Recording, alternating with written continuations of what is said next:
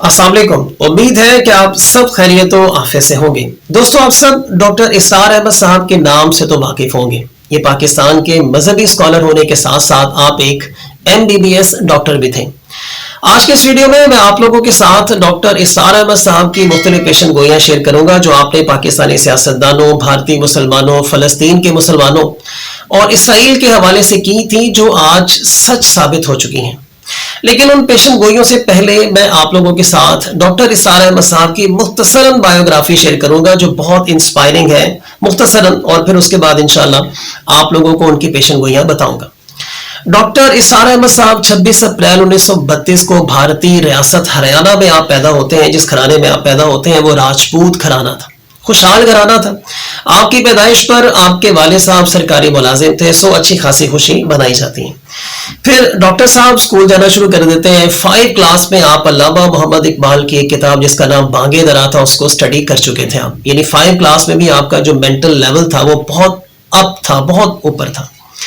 फिर matric class आती है। मैट्रिक क्लास में भी डॉक्टर साहब तफहीमुल कुरान नामी किताब को पढ़ लेते हैं, जिसकी वजह से आपके दिल में एक ख्वाहिश का बीज जो है वो बो दिया जाता है कुदरत की तरफ से कि मैंने कुरान को डीपली जो है वो जाकर समझना है।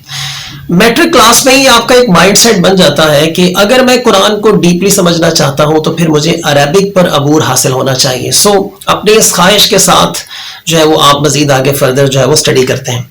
मैट्रिक क्लास को आप पास करते हैं और फिर 1947 का वाकया पेश आ जाता है, यानी जब पाकिस्तान और हिंदुस्तान को अलग कर दिया जाता है।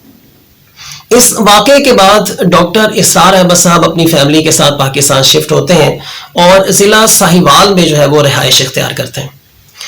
साहिवाल में अमन अमान कंप्लीट होने के बाद फिर आप लाहौर तशरीफ लाते हैं और लाहौर में गवर्नमेंट कॉलेज में आप एडमिशन लेते हैं अपनी फर्दर स्टडी के लिए, यानी FSC प्री मेडिकल में आप एडमिशन लेते हैं, उसे कंप्लीट करते हैं और फिर MBBS करने के लिए आप किंग एडवर्ड मेडिकल कॉलेज में जो है वो एडमिशन लेते हैं और 1954 में आप अपना MBBS जो है वो पास कर लेते हैं।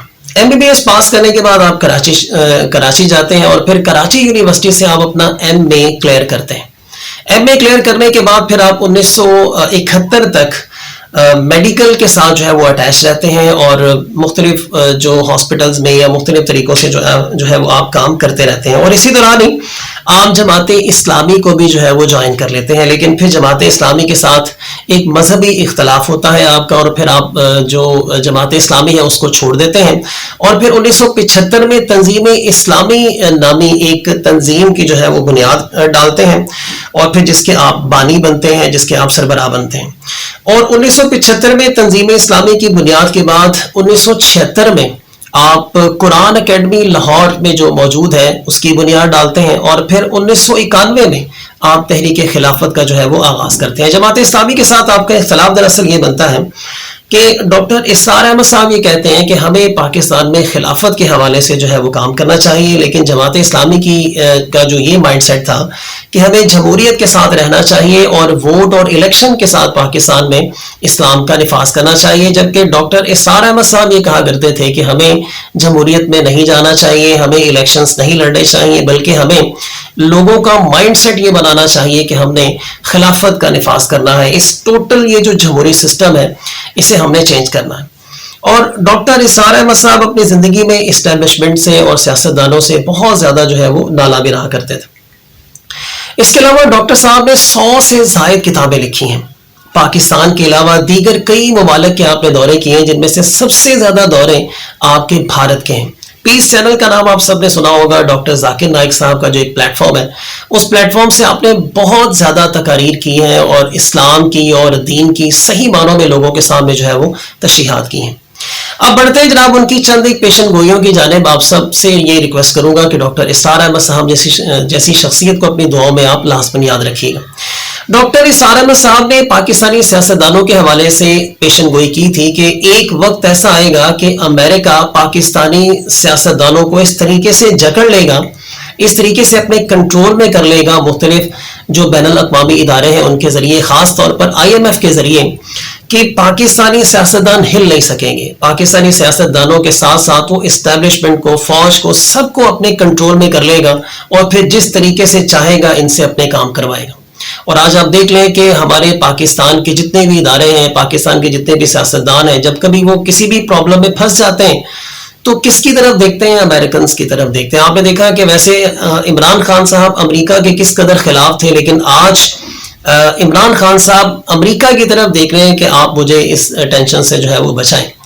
ہماری اسٹیبلشمنٹ کس طرف دیکھتی ہے؟ امریکہ کی طرف دیکھتی ہے. پھر ڈاکٹر صاحب اکثر کہا کرتے تھے کہ سیاستدان آپس میں اس قدر لڑنا شروع کر دیں گے کہ انہیں پاکستان کی اکانومی کی فکر نہیں ہوگی، بلکہ انہیں صرف اپنی اپنی سیاسی جماعتوں کی اور اپنی اپنی سیاسی ساکھ کی ان کو صرف پرواہ ہوگی. اور آج آپ دیکھ لیں کہ ہمارے سیاستدان کس طریقے سے آپس میں ایک دوسرے پر کیچڑ اچھالتے ہیں، ایک دوسرے کو برا بھلا کہتے ہیں اور کیا کچھ نہیں کرتے، یہ آپ سب کے سامنے ہے. اس کے علاوہ آپ نے بھارتی مسلمانوں کے حوالے سے بھی اپنے بہت سارے اجتماعات میں، بہت ساری تقاریر میں آپ نے یہ کہا تھا کہ بھارتی مسلمانوں کے ساتھ بہت بڑا ظلم ہونے جا رہا ہے.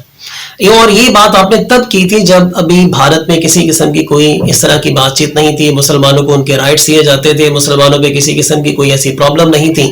لیکن آج آپ دیکھ لیں کہ بھارتی مسلمانوں کے ساتھ کیا کیا جا رہا ہے. اور اس کے علاوہ آپ نے فلسطین کے حوالے سے بھی بات کی تھی کہ فلسطین میں یہودیوں اور مسلمانوں کی کوئی پرابلم نہیں ہے اور نہ ہی کوئی جنگ ہے، بلکہ آپ نے اکثر اوقات تو یہ بھی کہا کرتے تھے کہ اسرائیل میں اس یہودیوں کا قبضہ نہیں ہے، یعنی فلسطین میں یہودیوں کا قبضہ نہیں ہے، بلکہ دو تنظیموں کا قبضہ ہے جن تنظیموں کے نام ایلومیناٹی اور فری میسنز ہیں. اور ان سب تنظیموں کے، دونوں تنظیموں کے بارے میں اکثر لوگ جو ہے وہ جانتے ہیں، اور یہ وہ تنظیمیں ہیں جو عام طور پر شیطان کی پوجا کرتے ہیں. ان کے بارے میں یہ کہا جاتا ہے، اگر آپ ان کو ڈیپلی جا کر اسٹڈی کریں گے، پھر کبھی ان دونوں تنظیموں پر ایک ویڈیو بناؤں گا. ڈاکٹر اسرار احمد صاحب کہا کرتے تھے کہ یہودیوں اور مسلمانوں کا پرابلم نہیں ہے، بلکہ ایلومیناٹی اور فری میسنز کی پرابلم ہے. وہ لوگ یہودیوں کو آگے لگا کر، یہودیوں کو اپنی کہہ لیں کہ بیساکھی بنا کر ان لوگوں نے اسرائیل پہ یعنی وہاں پہ قبضہ کیا ہے. اور اصل جنگ ان کی اور ان لوگوں کی ہے جن لوگوں کے بارے میں اللہ کے نبی نے یہ پیشن گوئی کی تھی کہ میری امت کا ایک گروہ قیامت تک جو ہے وہ دین پر قائم رہے گا اور اپنے دشمنوں پر غالب رہے گا.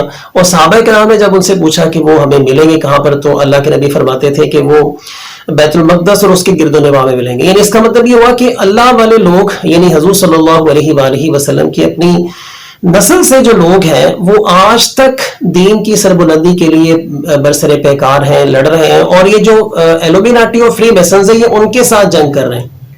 بیسیکلی دکھا کچھ اور رہے ہیں، اصل میں جنگ کچھ اور ہے. اس قسم کی پیشن گوئیاں آپ نے کی تھی جو آج آپ دیکھ لیں. ہم سب جانتے ہیں کہ وہاں پہ اصل میں ہو کیا رہا ہے.